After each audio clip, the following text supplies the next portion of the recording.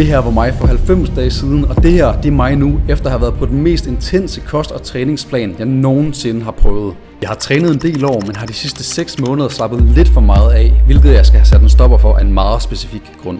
Jeg flyttede den 1. september til Marbella i Spanien, og kunne derfor umuligt dukke op dernede og ikke være ekstremt hakket, så jeg vidste, jeg blev nødt til at lave en uvending og ændre min livsstil drastisk.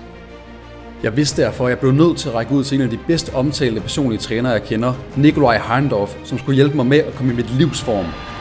Jeg gav mit ypperste i de 90 dage, jeg havde, før jeg skulle flytte til Spanien. Jeg blev cheatet en enkelt gang. Jeg offrede arbejde, arrangementer og holdt styr på alt mad, der kom ind i min mund. Og så var vi i byen en gang. Jeg kan godt mærke, at den begynder at trække tænder. Okay. Jeg har fået en god idé. Vi prøver lige at udregne min BMI fra inden jeg startede det her cut her. Tilbage i januar og februar, der var jeg altså omkring 78 kilo. Så nu prøver jeg lige at taste ind, hvad min BMI er. Jeg var sgu overvægtig. Prøv at gik. Men den er sgu god nok. Så man kan sige, i starten af året, der var jeg sgu overvægtig. Jeg valgte lidt her, og selv inden jeg startede op med personlig træner, og kort ned, stille og roligt, så jeg endte på omkring de der 73 kilo, som var mit starting point for det her cut her. Det burde være lidt bedre 73, ja, normalvægtig. Så vi starter ud normalvægtig på det her cut.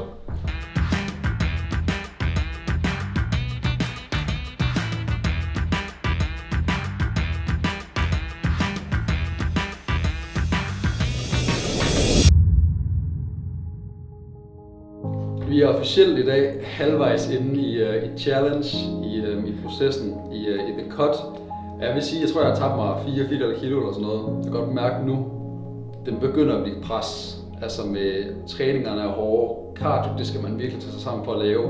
Og der sker meget, så om en halvanden måned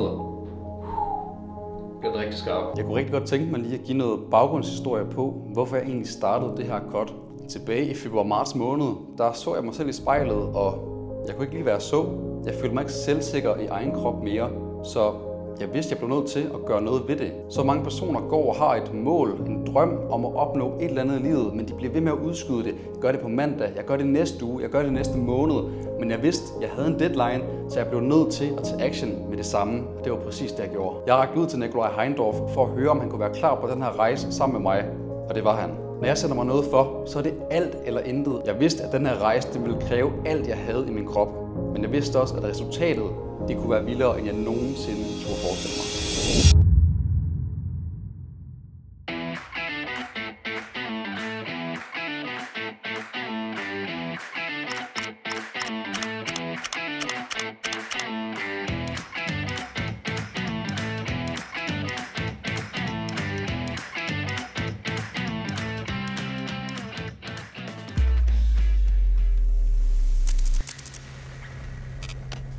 Alright, så det er den 1. august i dag, og det markerer officielt 2 måneder på cut. Jeg kan godt mærke, at den begynder at trække tænder ud nu. 66 kilo i morges. Jeg kan godt mærke, en måned tilbage, det er slutspurten nu. Shit, det er også hårdt. Alright, så vi er faktisk kommet ind i peak week nu. Det vil altså sige, at det her det er den sidste uge af cut. Der er så kun under en uge tilbage. Altså, jeg skal være helt ærlig. Jeg blev cheatet en enkelt gang på diet. Alright, så det er den sidste dag før refeed. Nu har jeg også et kæmpe kamera i hånden. 65 med kameraet. Jeg vejede mig før uden kamera. Den siger 63,3. Jeg vejer alt mad. Det har jeg gjort igennem alle måneder. Men der, hvor det giver resultater, det er bare, når man er consistent med det. Når du gør det dag ud, dag ind i flere måneder. Vi prøver lige at udregne min BMI fra inden jeg startede det her cut her. Jeg var sgu overvægtig. Vi er officielt i dag halvvejs inde i challenge. Den begynder at blive pres. Jeg glæder mig så meget til at bare æde. Der er faktisk en uge tilbage. Jeg glæder mig så meget til at se, hvordan min krop den kommer til at se ud.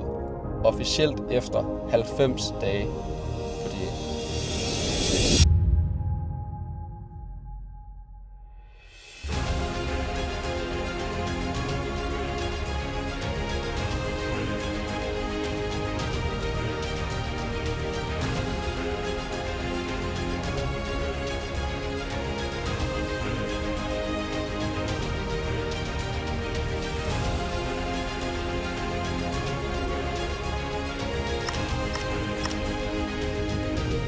Alright, så vi er endelig ankommet i Marbella, og det markerer officielt slutningen på det her cut. Det her, det var altså den største grund til, at jeg startede det her cut her tilbage i juni måned.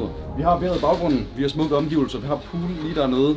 Hvis du godt kunne lide videoen, så sørg så lige for at smide et like og abonnere på kanalen. Det vil betyde sindssygt meget for mig. Nu er vi altså hernede, og det betyder også, at der kommer til at komme en del flere videoer på kanalen. Så sørg for at følge med, og så ses vi forhåbentlig i den næste video hernede fra. Vi ses.